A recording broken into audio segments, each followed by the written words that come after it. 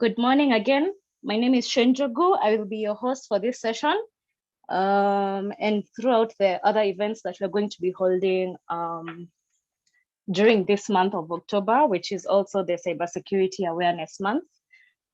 I have panelists with me who will be talking later on during this session. And I'll just start by introducing who eKRAAL is and what we are hoping to achieve. Housekeeping rules, this webinar is also available on YouTube. So just in case you drop off or you would like someone else to join in, please do share. We are available on YouTube and also on our social channels as eKRAAL Hub. You can just go there and you will find us. Utilize the Q&A chat box to ask any questions at any time, depending on also the topics that will also be discussed. eKRAAL Innovation Hub, for those who are new here, we are a private cybersecurity company and we were established in the year 2018. We were also existing way before that, but 2018 is when we saw the need to come out so we can be able to address some of the issues that are happening within our cyberspace and also create a community around that. We believe in raising the next generation of cybersecurity professionals and hence building a stronger national cyber defense. We have different programs that we run and that I will share briefly in a few. Our mission here at eKRAAL is, like I mentioned, we were created to provide a community of creative and talented people within the Kenyan cyberspace. And you find that before, most of the cybersecurity professionals that were within Kenya were actually going outside the country to look for these jobs and even to network outside the country. We believe in providing powerful and unique opportunities within Kenya. And that way we become a prosperous nation in the cyberspace.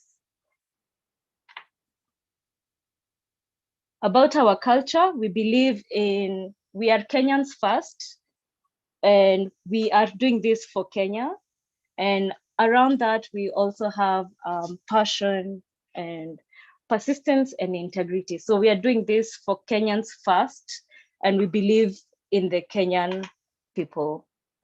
Our programs, as I mentioned, we have the Learn, Aspire, and Innovate programs. Some of you have seen the call for applications for the National Cybersecurity Training Program, which is the NCSCP. We have just concluded the call for applications for cohort 4, and they should be joining very, very soon. This is a 6-month training program aimed at creating or providing young graduates and for them to become cyber warriors. Other than that, we provide vendor-specific training, and with this, we have partnered with EC Council and Cisco, and we also have Think Cyber who have come on board to provide their expertise in this area. So feel free to check out our website, and you'll find the cybersecurity-related courses there for those people who are looking for that. Other than that, we also customize our cybersecurity training, both at an individual and a company level. We have the Aspire program, and this program is aimed at mentoring young graduates, young professionals, people who are looking to get into cybersecurity but don't know where to get some of the resources. Around this, also, we have the Aspire team has been conducting the Aspire CTFs, and you can see them on our YouTube channel. We have the Aspire CTFs there, and they have also been going through the walkthrough. So in case you're stuck on the Aspire CTFs, you can go through the playlist and see what CTFs would interest you. Lastly, we have the Innovate program, and this is an incubation program for startups and companies that are just starting out. Noteworthy for this is one of our incubated companies, Sonafric, who earlier this year participated, who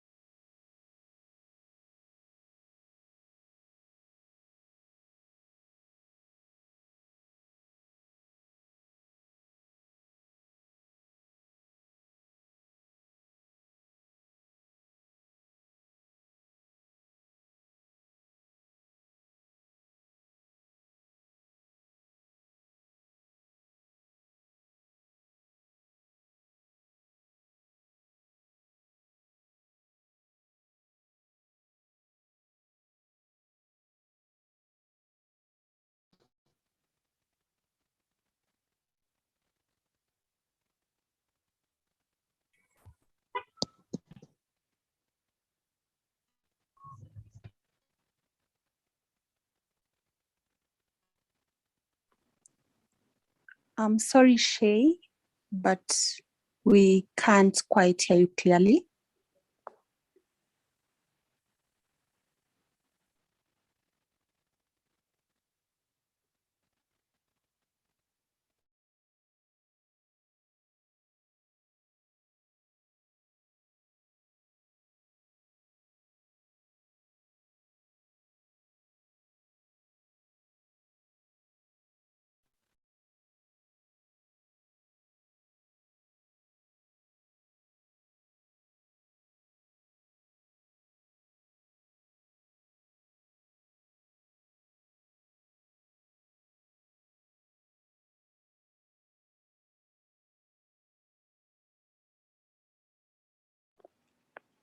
Hi, Shay, please unmute yourself.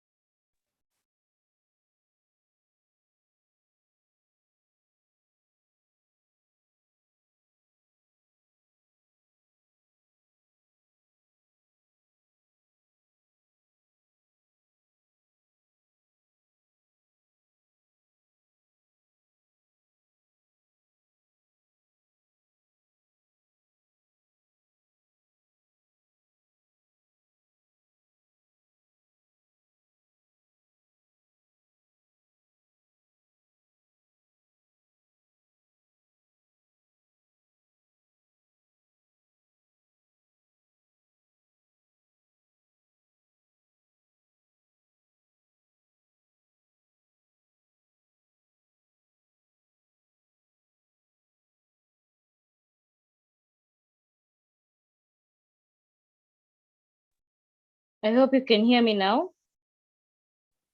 Yes, we can.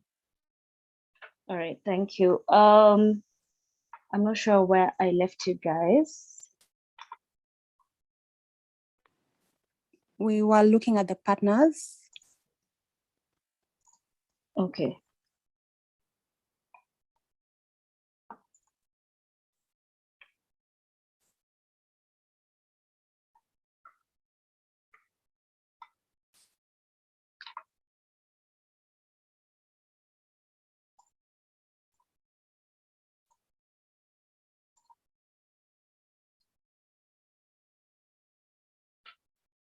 You can see my screen.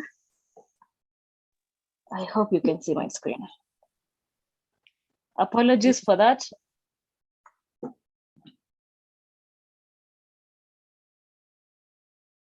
So I was talking about the partners. We have worked with both the private and public sector. And we also have cybersecurity communities. You can see the SheHacks there. SheHacks is actually a community of ladies who are in the cybersecurity field, and we have the Africa Hack On community. That brings me to the end of the first part. I don't know if there are any questions around what eKRAAL does, or anyone who requires any clarification on what we do.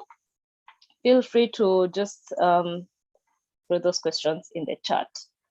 So introducing the October month, the National Cybersecurity Awareness Month was launched in the year 2004 by the National Cybersecurity Alliance in collaboration with the Cybersecurity Infrastructure Security Agency, CISA. And this was done to promote cybersecurity awareness, not just for people like you and I who have an idea of what cybersecurity is, but also to reach out and raise awareness about the importance for everyone who is involved online. So in the year 2020, which is last year, the Do Your Part cybersecurity, Do Your Part Be Cyber Smart, so that is the hashtag we're using also this year, was launched. And we are just joining the world at large at celebrating the Cybersecurity Awareness Month. It is a shared responsibility, and everyone, not just the IT department or people in your cybersecurity who you know are cybersecurity aware, it is not just their responsibility, but anyone who engages online has their part to do. During this month, we shall be having, or there are various themes that have been provided, and these are the themes that we are going to be holding our events on. You can catch us every Wednesday from 11. So the next event will be next week on Wednesday, same time, and I hope you will be here with us to learn more about cybersecurity. With that said,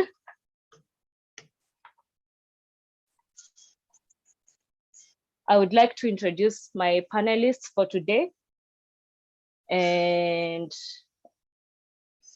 kindly unmute yourself and introduce yourself so that we can get this session started. Good morning, everyone. My name is Sylvia Quirago. I am a cybersecurity researcher and trainer and social engineer with a specialty in operations security, that is OPSEC, and open source intelligence, that is OSINT.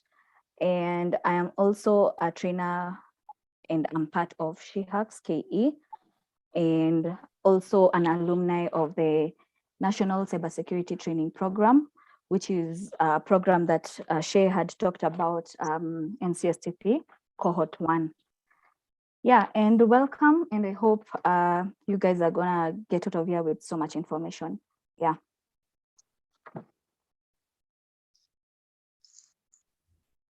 Good morning, everyone. My name is Masi Wamoyo. I am a cybersecurity professional, as it is, and I am also a graduate of the National Cybersecurity Training Program, cohort 3. I'm happy to be here. I hope you will all learn something from this event. Thank you. Good morning, everyone. My name is Anne Kangere. I am a cybersecurity specialist with a keen interest in network security and security operation center. I'm also an alumnus of the National Cybersecurity Training Program, and I hope you're going to learn something from today. Thank you. Good morning, everyone. My name is Doreen Ochung. I'm a cybersecurity analyst with an interest in security operations center operations and governance, risk, and compliance. I'm also an alumni of the NCSTP, the National Cybersecurity Training Program, cohort 3. And I hope you all learned something from our session today. Thank you.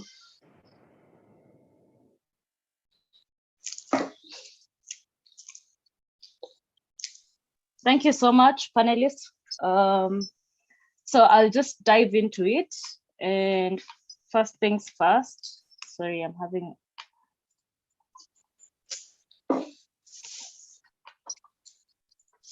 First things first, we'll dive into some of the questions that had been raised.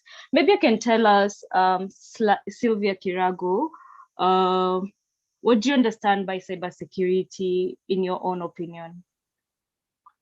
Okay, so in my own opinion, cybersecurity is basically the ability to defend and to protect the use of cyberspace from cyber attacks. Yeah. And why do you think it is necessary for Kenyans today to be educated around cybersecurity? Okay, so since the pandemic, people's lives have drastically changed, as we know, and we've seen people are embracing technology nowadays, and we've seen this from businesses, schools, parliamentary proceedings. And with this shift of everything going online, there has been a high risk of cybercrime cases. And let's take, for example, small business owners. We've seen them move their businesses to online, and technology has provided them the opportunity to meet our unmet needs. This is convenience, efficiency, availability of their businesses online. And with this, these small businesses, they need to know how to protect their potential clients' information. And what this looks like is protecting their personally identifiable information. We usually call this PIIs. This is their phone number, their full names, their bank account details. And that is just but one example why in this era that we are in of everything is online, why we really need to understand and to know some things about cybersecurity. Yeah. Awesome. So everything has gone online, so we need to change our security from just being physical to cyber security. That's what you're saying, right? Yeah. So as the OSINT guru in this panel, could you tell us more about what OSINT is and what are some of the ways we can utilize OSINT in our day-to-day activities? So first of all, when we say OSINT, for anyone who doesn't know what OSINT is, it means open source intelligence.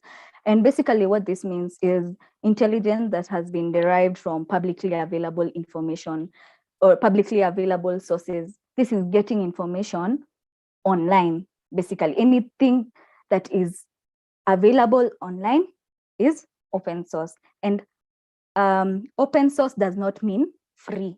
That is one thing that people usually confuse. It just means that you can be able to acquire this information online, but you can pay for it. Yeah. And so what does OSINT look like in your day-to-day activities? Let's take, for example, hiring managers.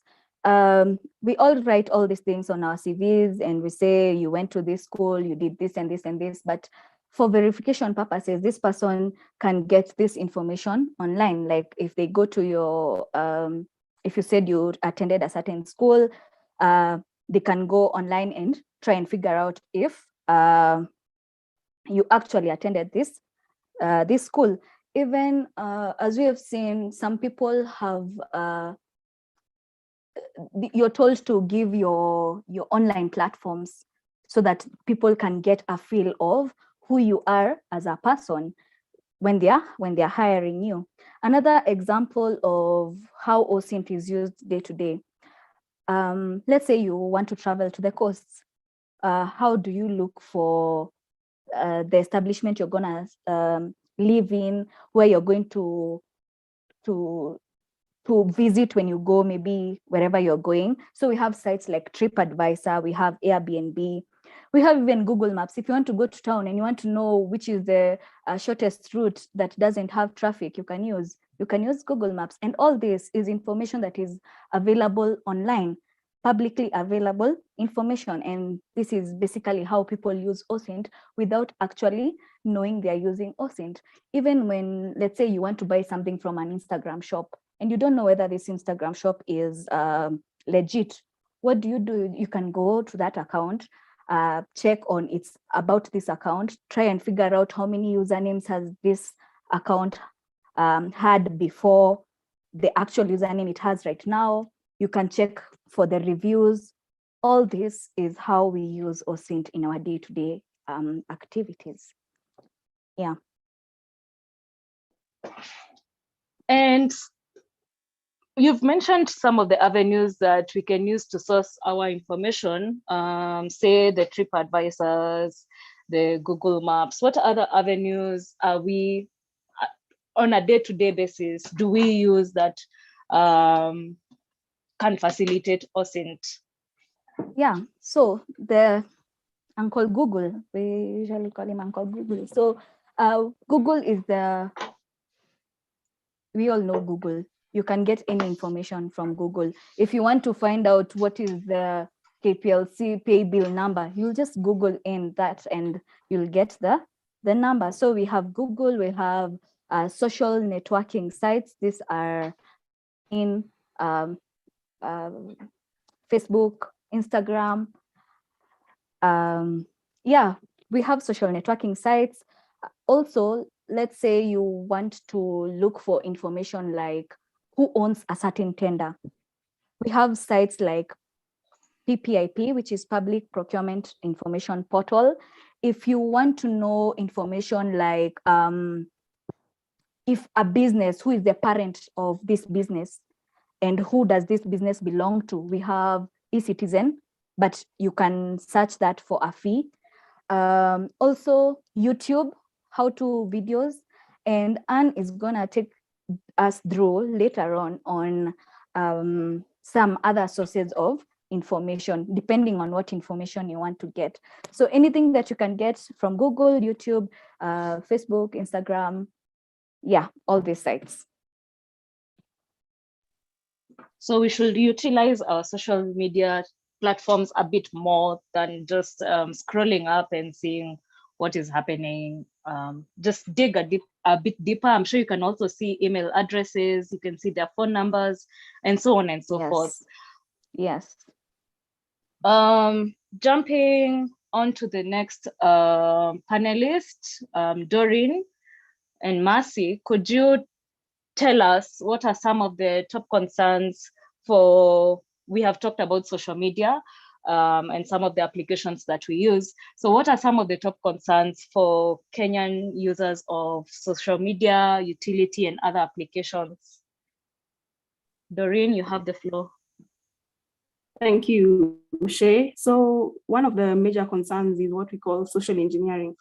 Social engineering is basically manipulating people so they can give you confidential information. And from what has been mentioned on OSINT, the information you leave on social media can be used to manipulate you into giving even more confidential information. We see this every day in, the phone calls that we get from people pretending to be Safaricom or the bank, and they want to get information about maybe what is your password, your M-Pesa password. We've also seen it in the M-Pesa promotional messages that you get, but they're not really from M-Pesa, or you won something, so call this number, and then when you call the number, you're told about, if you provide us with your M-Pesa details, then we can send you the money. And then we also see it in emails that you receive. So with these emails is what we call phishing, where you receive an email, it contains a link to either another site or it contains a document that you want to download. So it's never really what it seems, but it's all to manipulate you. So sometimes when you click on an email and it has a catchy title, or it tells you maybe, would you like to know what people in your company earn or how much they make? And then it preys on our curiosity like, okay, let me see what my coworkers are. Then once you download the background, it could be malware, that can make you vulnerable, or it could even a link could lead you to a false login page. Then once you type in your username and your password, and it gives you, you find that the page refreshes itself. So you'd think that maybe it's an error, but it's redirected you to now the proper login page. But during that process, it's captured your username and your password. So this is how you find people lose their social media accounts, or their social media accounts are held ransom, all through social engineering. And then, and also social engineering it preys, like the characteristics of it is that they always either urgently ask for your help, or maybe your son, so-and-so's son has been in an accident, please send us money for hospital, things that it preys on your emotion as a person, things that you'd want to help, because at the end of the day, we all want to help someone who's in need. It also preys on your city, and basic things like, if the deal is too good, think twice, because you can't have won something out of nowhere that's not, you didn't sign up for it. I mean, we are all lucky, but none of us is ever really that lucky. So, with things like social engineering, I'd advise that, you slow down and pay attention to either, be it if a message is coming in, confirm that indeed it is from M-Pesa. If you have an email, if you didn't expect it, then it's probably not yours. If you suspect it, ask or do your research before either downloading an attachment or pressing on a link. If you look at the link and it seems suspicious, either a letter is off, then it's probably a malicious link. Yeah, basically that is all on social engineering. And always have your guard up, because you never really expect it. It happens to the best of us, whether you know, whether you don't know. So you just have to constantly keep your guard up. It may happen at any point in time.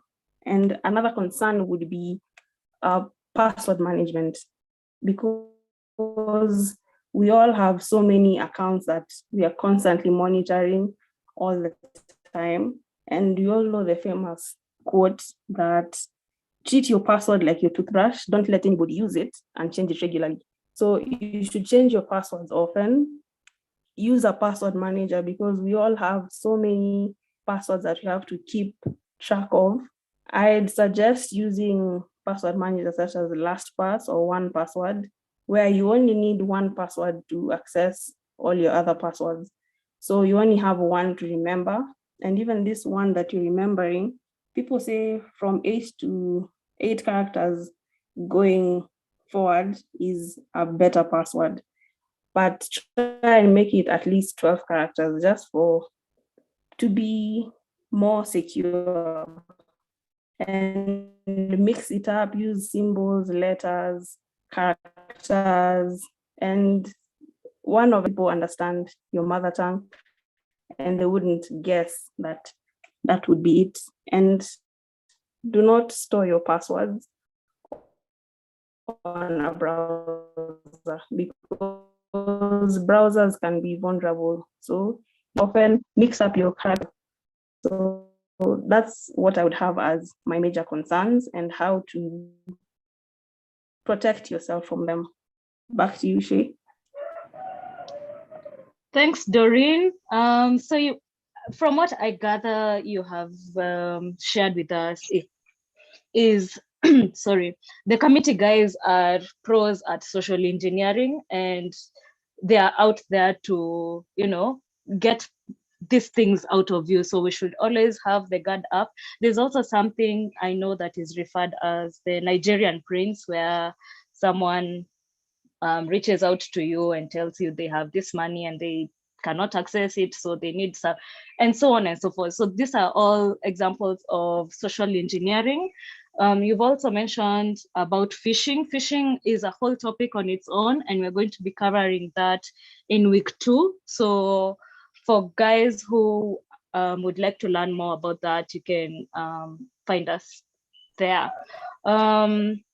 Mercy, your thoughts on some of the concerns that the Kenyan users of social media, utilities, and applications have? Good morning once again. So among the concerns I have is home safety. So for home safety basically is, your family and yourself at home trying to surf the internet safely. And there are a few things that one needs to consider for them to surf safely. For instance, if you have an ISP at someone providing you internet, then there are a few things that you need to do. First of all, if it's possible, then instead of directly using the ISP's router, you can connect your own router to the ISP's and use that one. But if it's not possible, then you can change the name of your Wi-Fi. For instance, you're using an ISP and the router comes named POA something. So your Wi-Fi name is POA 80 something. You need to change that to a different name that is not commonly known. And then you need to change the passphrase. Most of these ISPs will give you a router that has a password written at the back. So some people just decide to go with the password, never change it. But it is advisable for you to change the password from the one that is already known to a password of your own making. And if it is possible, have a guest network. So when you have guests at your house, instead of using the same network, you can have the guests use a guest network in that same network. And then ensure that you use passwords or user accounts for these networks. And then for other devices like your PCs, your phones, you need to have your antivirus softwares and browser security up and running at all times. Now, all operating systems actually come with firewalls. So ensure that that firewall provided by your operating system vendor is always up and running, because it will help you protect your device. And then the antivirus should always be up to date. And you can also implement other secondary antivirus softwares. For instance, you can have the USB scanning softwares, the secondary ones, on top of your actual antivirus softwares. And then it is important to have backups at all times. You can back up your projects, your work, your photos, contacts, and so on. For instance, for Android users, for you to use the phone, you have to register with a Google account. So you have to basically back up the data in that phone to the Google account. So in case you lose that phone, then you don't lose everything, because when you get another phone, you just register your account and it just downloads everything that was in the previous phone. So this is a good example of a backup, and it will go a long way in preventing data loss at your home. And then check what you post on social media. So as we have had the discussion on OSINT and social engineering, these are actually, sometimes it's very simple. You will go to social media and find someone has posted her, or give a name of your preschool so we can connect you with other people you're in the same preschool with. But you need to ask yourself, does this person really want to connect me with someone I went to the same preschool with? Because what if, some people just use these names as their password. So what you've just done there, you've given out your password and you didn't even know you did it. So you should check what you post on social media. And then say, when doing something like online shopping, there's sometimes you want to pay with your credit card or debit cards, but before you do your online shopping, you need to check where you're shopping at. First of all, just shop with renowned e-commerce sites. So if you just find a weird e-commerce site, you need to do due diligence. Don't just go using your credit card in a site that is not properly known or properly secured. So you can also ensure that the site you're shopping at has HTTPS. We normally say S is for secure. So you don't shop at a site that has HTTP, because that basically means everything you do can be seen by anyone. So another advice when shopping online is to have a designated account for online shopping. You don't just use any card, anything to shop, have a designated one.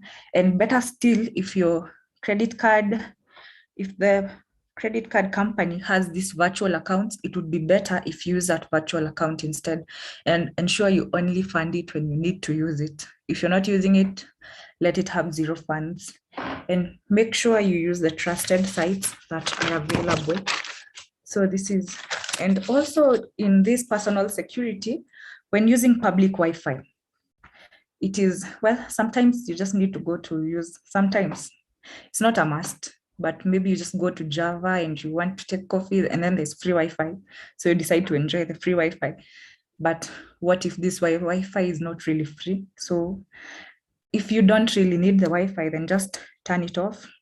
And if you have to, then ensure your discoverability and sharing is off, so your device is not recognized by other users within the same public Wi-Fi.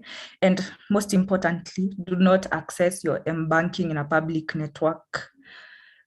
Yes, do not, unless you like risks, so don't do that. So this is what I have on your personal and home security. And then on the point of backups, backups are very important to prevent data loss majorly. So if you can back up a lot of things at a personal level. You back up your messages, your contacts, your photos. So in case of loss, you just download, or yes, you just restore the backups. And then backups for organizations it is like a must thing, but depending on the organization. But in my opinion, I think organizations should have someone who is dedicated for backups, because this person knows the organization and they know the needs of this organization. So therefore they will know what needs to be backed up and what the organization can run without. So this person will create what should be backed up, the kind of backup that is required for the organization, and a schedule for the backups. But at a personal level, you can back up these contacts, things that you see are important to you. So maintaining backups is very important to ensure that in case anything happens, because there could be a flood and your data gets corrupted, or your device can be stolen, or maybe someone somewhere can just hack into your device and you lose your data. So in case this happens, then you have a backup plan. You have somewhere to go back to. You can just restore everything, so it is not 100% loss. So this is what I have on backups and home safety. Thank you, Shay.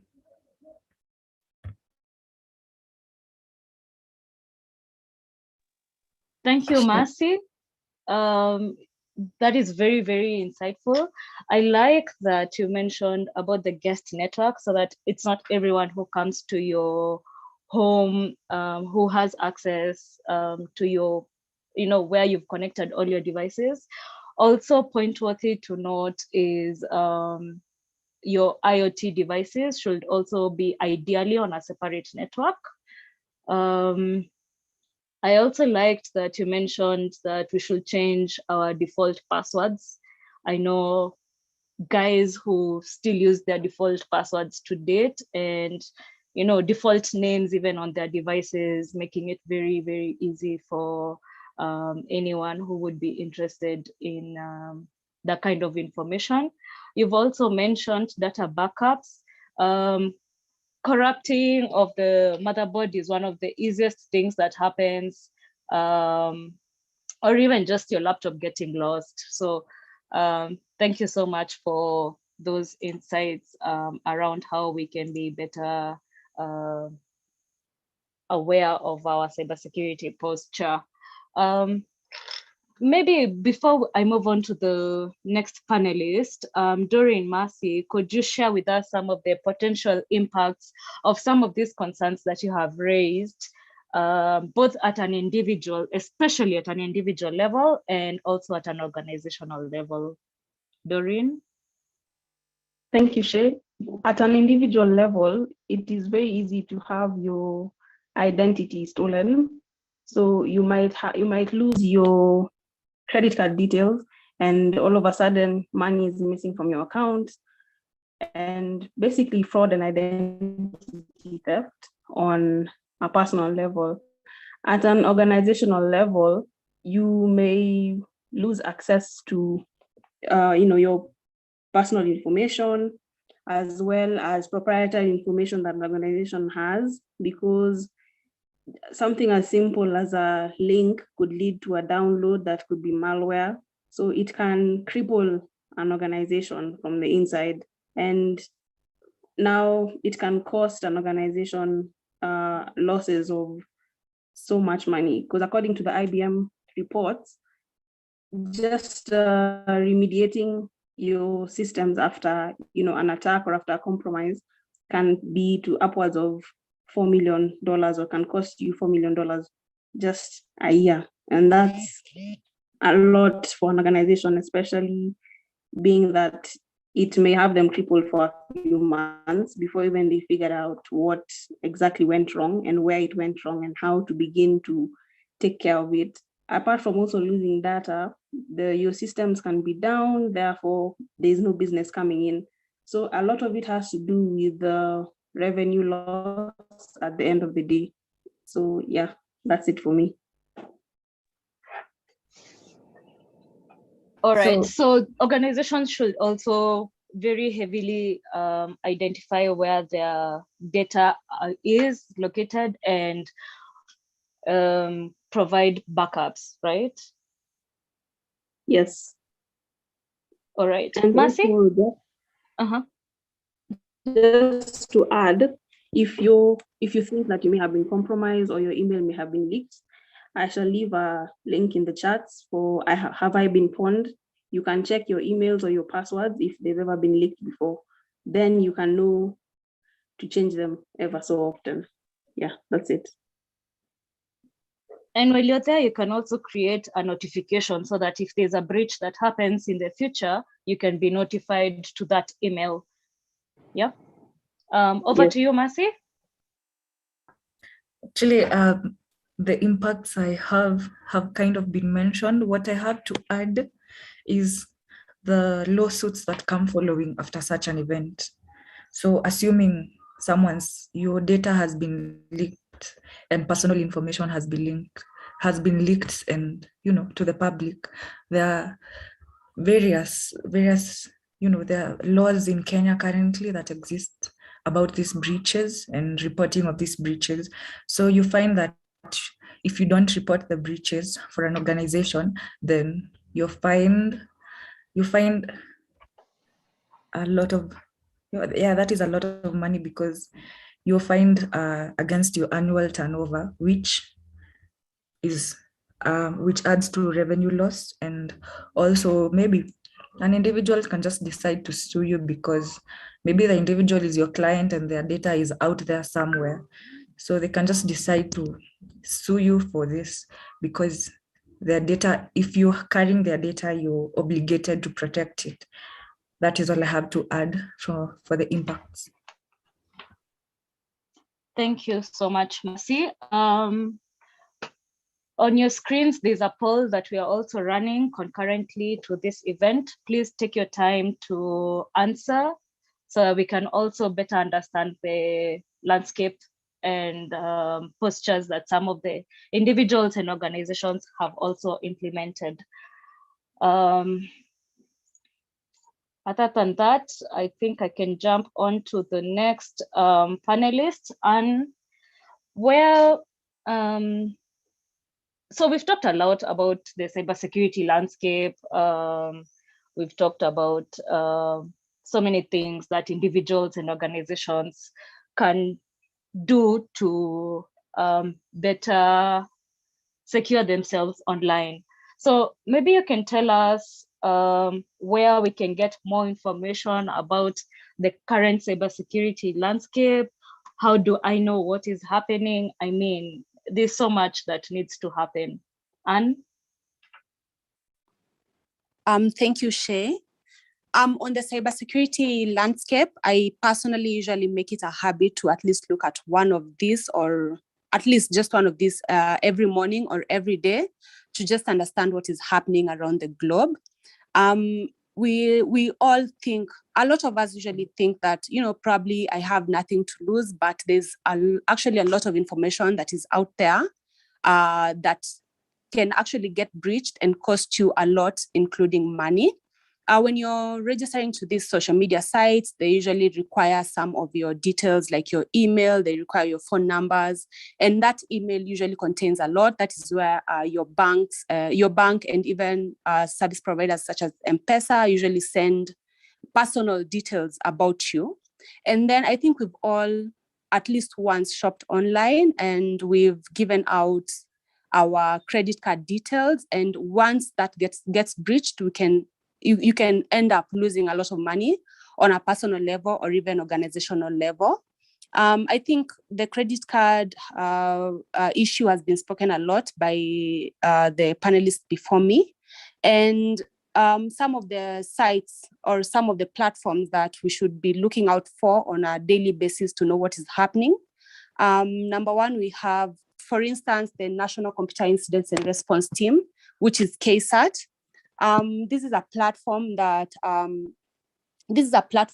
it's a multi-agency collaboration framework, which is responsible for the national coordination of cybersecurity in Kenya, as well as Kenya's national point of contact on cybersecurity matters.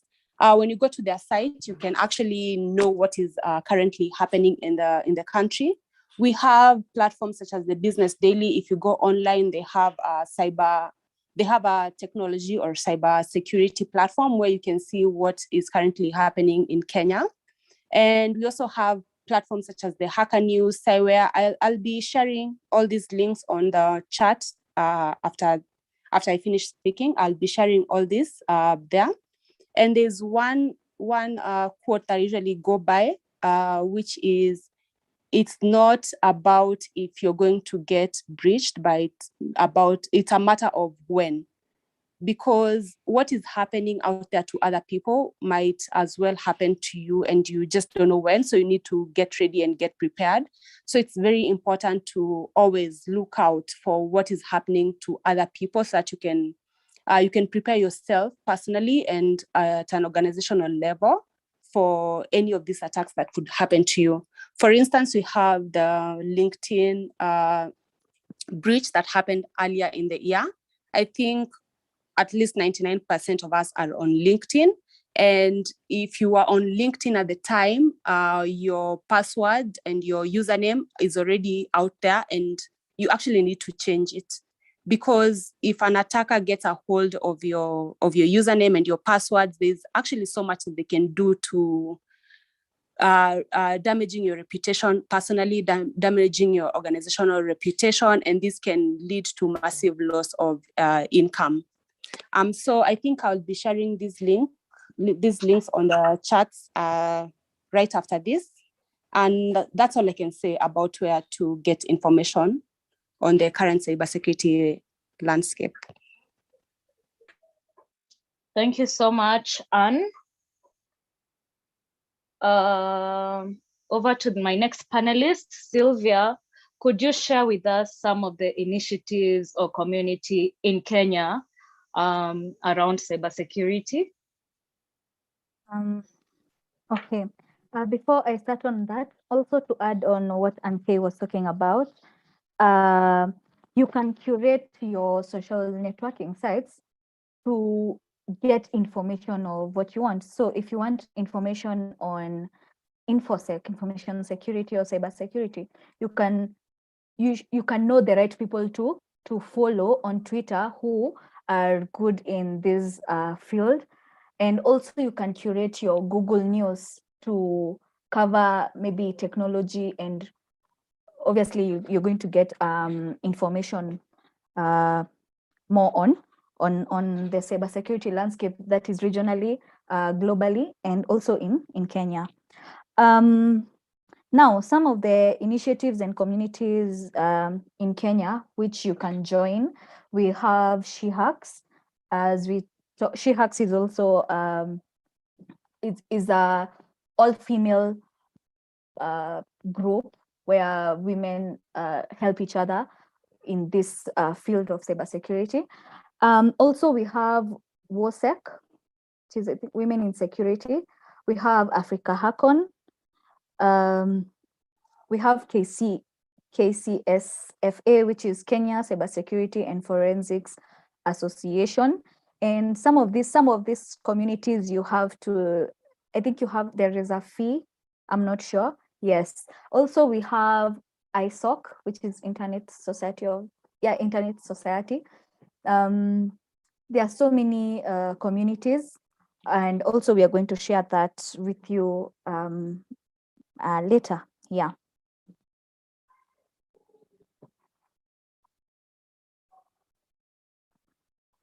Okay. Thank you so much, Sly, Anne, for the resources. Please share with us in the chat so that we can know where to go. So we've talked about the communities, but are there any platforms that I can go and learn cybersecurity? Please share free ones, because this economy is not very forgiving. Sylvia, maybe you can share. Sorry, on the platforms, I think there are a few, or rather, there's a number of free ones that one can go and learn on cybersecurity. For instance, we have the Cisco NetAcad or Cisco Networking Academy, where you can go and access cybersecurity, courses ranging from beginner to intermediate to advanced. And with Cisco, you can earn badges, and these badges can be uploaded to your resume or to your LinkedIn, and they can make you stand out from the crowd when you're looking for employment. And Cisco is well known and recognized by many companies. So having a badge or having a certification from them is a plus on your resume. We have something like Fortinet Security Network Expert Program, has different levels, and level 1 and 2 are actually free. And with that, you also earn a certificate.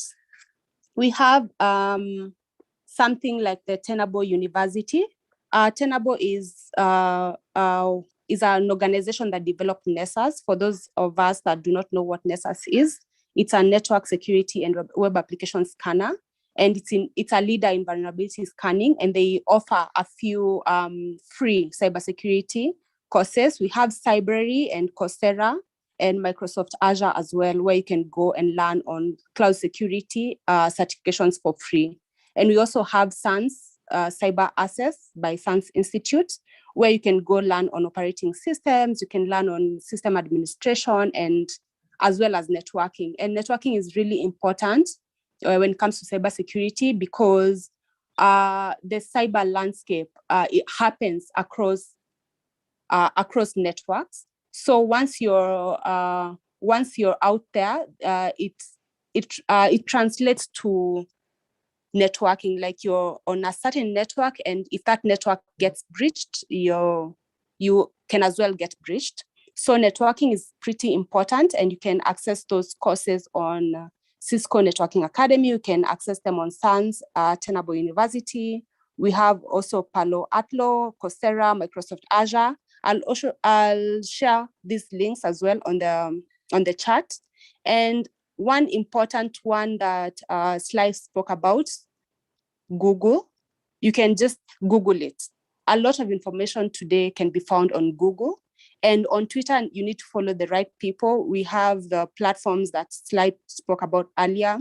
You can follow eKRAAL, you can follow a platform like SheHacks and Women in Security to see some of the probably free certifications that they do offer. And also on YouTube, there's a lot of free courses on YouTube. You just go to how-to videos on YouTube, and you can get a couple of certifications, or rather a couple of courses that you can access there for free. And that will be really fundamental when you're starting your cybersecurity career. Awesome, awesome. So I know what to do at an individual level so that I can be able to secure myself online. We've talked about being able to identify social engineering attacks, my password management, I should back up my data, separate my guests and my OT devices on my home network. We've also talked about where to get the cybersecurity news. We've talked about the communities in the country that one can join or participate in, see what events are happening, and where to learn these cybersecurity related courses. Now, I do have a question. What do I need to know? Maybe I want to switch my career from marketing to cybersecurity. What do I need to know? Where can I join? Do I have to be in an IT? Do I have to have done an IT certificate, diploma, degree?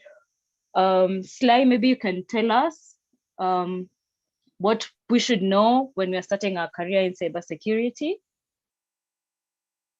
Okay, so there are several myths and misconceptions that people out here spread of you need to know programming for you to be good in cybersecurity. I mean, well, cybersecurity is large. There are so many facets of cybersecurity, ranging from mobile security to governance to penetration testing. And for me, I was from a business background and now I'm here. So we've seen a couple of people. We've seen someone who has moved from being an architect to being part of the cybersecurity community. We've also seen a couple of people who are who in school they did engineering, but now they are thriving in this field. And that should tell you that you really don't need an IT background to learn cybersecurity. I mean, you need the right mindset, you need right resources, you need the right drive, and basics. That means you need to learn how to use Linux, and you can actually get, I think it's a 10-hour video on YouTube explaining for you Linux 101 basics. And also to add on what Anne was talking about on some of the platforms where you can learn, we have our partner who is AC Council. They also offer certification programs. Also, if you want to like be certified as a penetration tester, you can do certificates such as OSCP.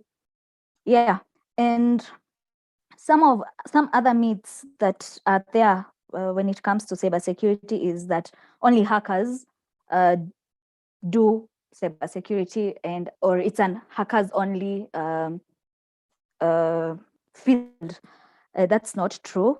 And also that hackers are always wear hoodies. No, like there's so many myths and misconceptions that make if you want to join, and once you hear the myths, you're like, hey, that is not my forte, that's not me. But we need to understand that cybersecurity is so many careers in it. You don't need to know programming.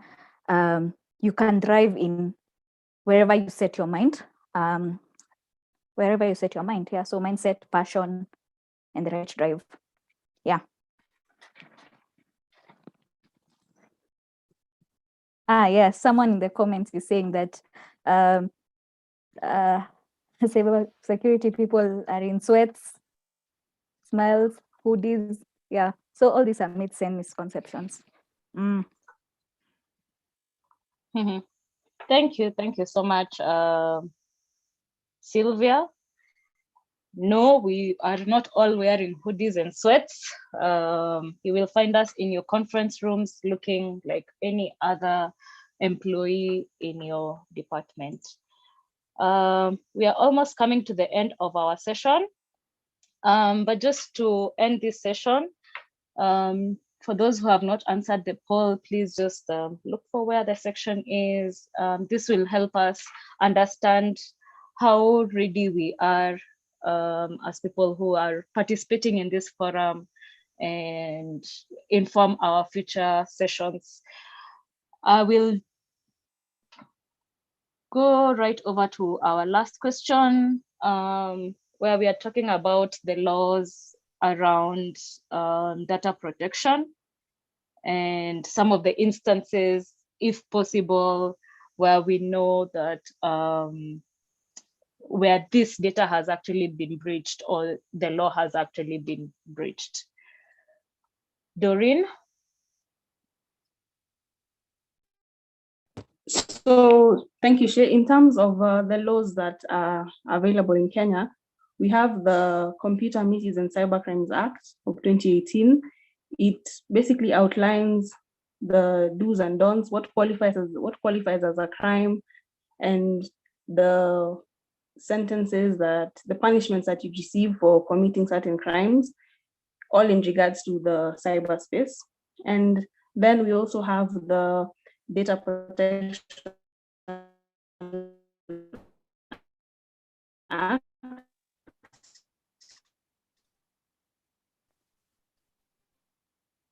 The Data Protection Act basically requires or accountable to the users that use the platforms, as well as the data that are required to inform your users or people whose data and failure to. And it also outlines what rights as a user that I have when I give out my data. When I give out my data, I have a right to request to see what information they've collected on me. I have a right to request them to change inaccurate information, to request for them to delete my information if I feel they no longer need it. Basically, these acts are there to protect us as citizens where we feel we need protection. So thank you, Shi. Sylvia, do you have anything to add on? Yes, I do. Doreen has talked about the Data Protection Act of 2019. And around May, we saw eKRAAL released a number of personal information. They released PIN numbers to taxpayers and their names.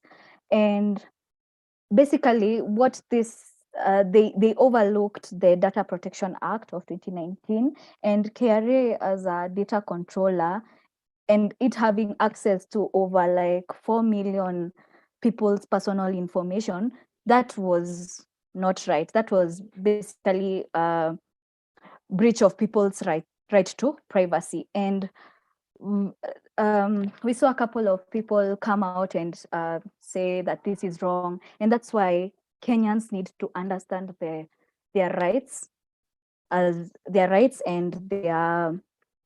cybersecurity as a whole, because now if something like this happens and your name is out there, your PIN number is out there, obviously this information can be used by attackers.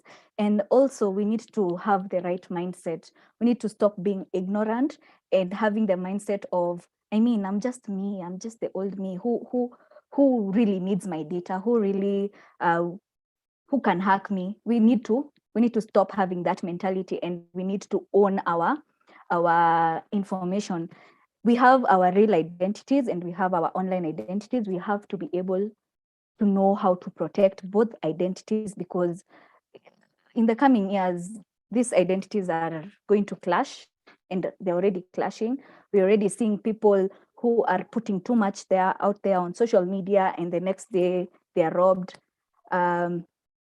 of everything in their house. So we need to understand what is important to me as a person, what is my personal identifiable information, how if this information goes to the wrong hands, how will it affect me professionally, how will it affect me personally, how will it affect my family as a whole.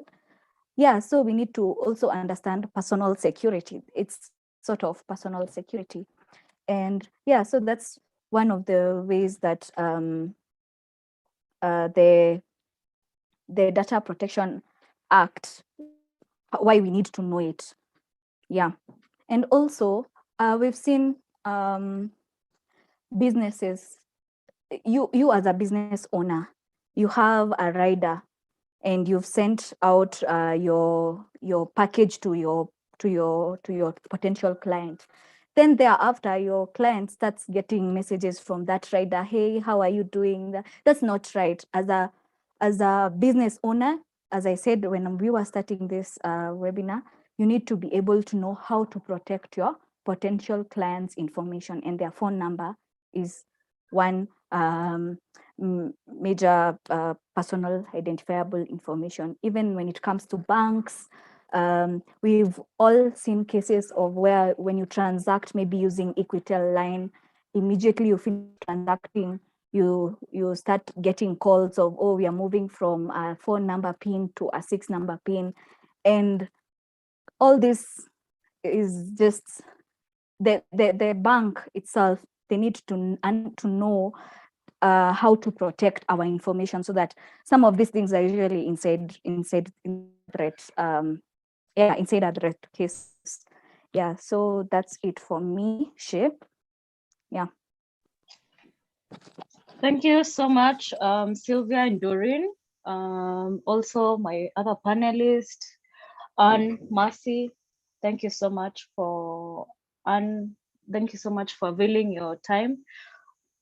This is just a reminder of some of the online courses that eKRAAL offers. We have EC Council courses, and we also have the Cisco Neta card. So take time to visit our website, that is eKRAAL.org, and you will be able to make an inquiry based on the course that you're looking to join. I noticed something that we've just from discussing. So in our platforms, some of the platforms that we can go to get news around cybersecurity, are there any podcasts that you guys listen to? I am personally getting into the podcast community. So if you have any podcasts that we can also listen to just understand and get news around cybersecurity, please share.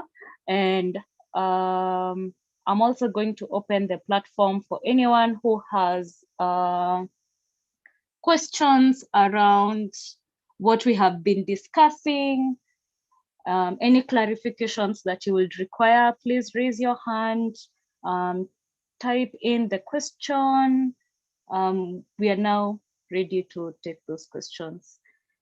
Panelists, maybe you can also share what your favorite podcasts are. I'm seeing so many guys mentioning Darknet Diaries. Please share with us your podcast. If you have any questions, do share also.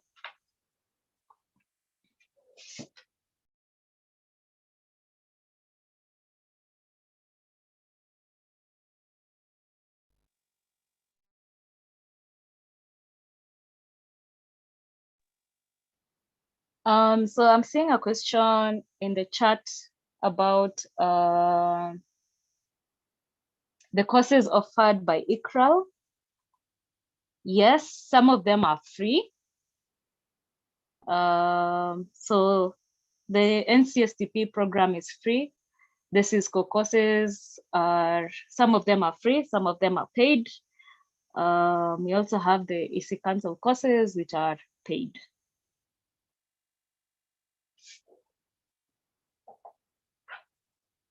Internship is a very good question.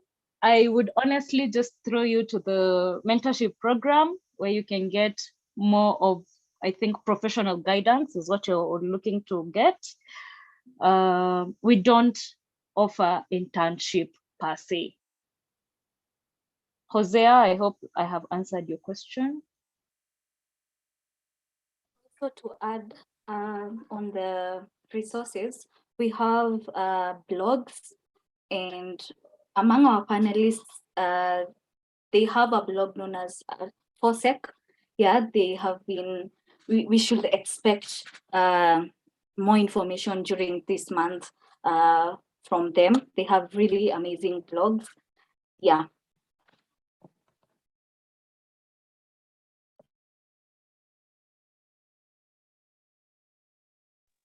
And just to answer Larry, who was asking about the law that governs data leaving the country, it is also under the Data Protection Act of 2019. Also, I am also starting a podcast. It's going to be called Let's Talk Cyber. And you should expect more of these conversations this month coming your way.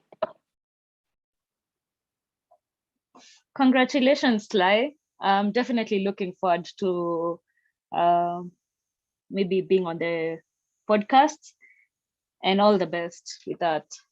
I'm seeing a couple of podcasts also being mentioned. So I mentioned Darknet Diaries, Urban Girl Corporate World, Defensive Security by Defensive Security. All right, thank you so much, panelists. If there are no other questions, sorry, let me just jump right into YouTube and see if we have any questions. I see no questions.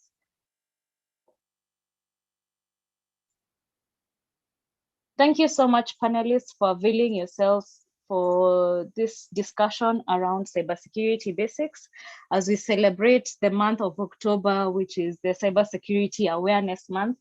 I surely hope that you have got something that you can share, or you have learned something new that you can also share. And, you know, as you're setting those New Year resolutions, that vacay that you want to go to, or that thing that you want to buy, remember to also include your cybersecurity resolutions in there. Personally, this is my time to check if I have been breached, change my passwords where possible. If there's a backup that I forgot to do, this is personally that time that I take to just be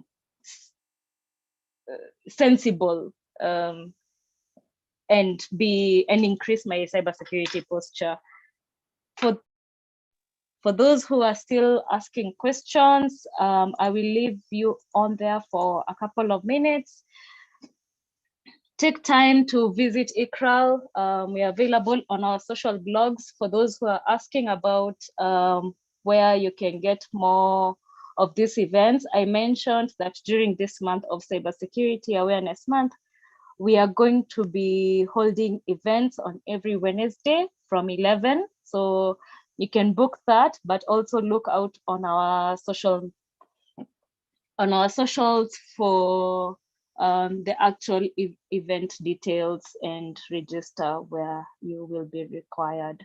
I surely hope that we have learned something, and with that, we are coming to the end of this conversation.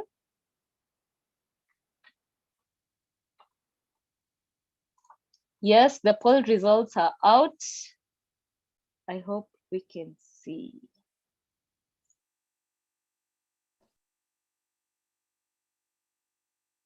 So from the poll results, yes, we definitely need to set up those resolutions around, especially our passwords. Please do not recycle them. Try and make them as unique as possible. Write in your mother tongue. You know, we have 42 tribes in Kenya. I mean, be creative around them. It makes it so much harder for the hackers or anyone who will be interested in that data. You've heard of the Have I Been Pwned website. You can see what email was breached. Look out also on our blog.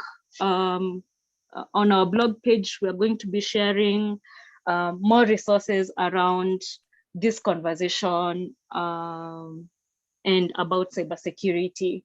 So take time to go through our website, subscribe while you're still there, and definitely hit that notification button. More questions on the chat? Okay, I'd like to answer the question with where John is asking, what can I add to my portfolio apart from certifications for a recent graduate? You can do blogs.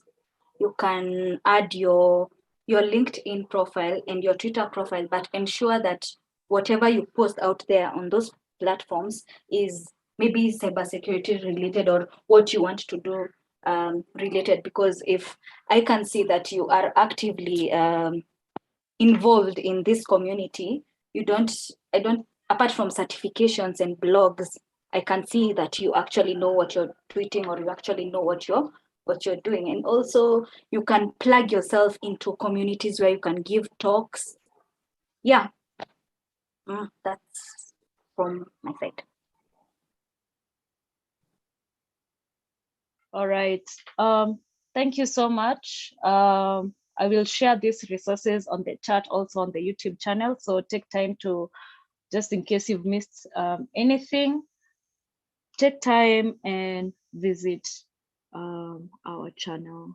Thank you so much for launching this month with us, and have a great weekend. Thank you guys for joining. I hope we learned something.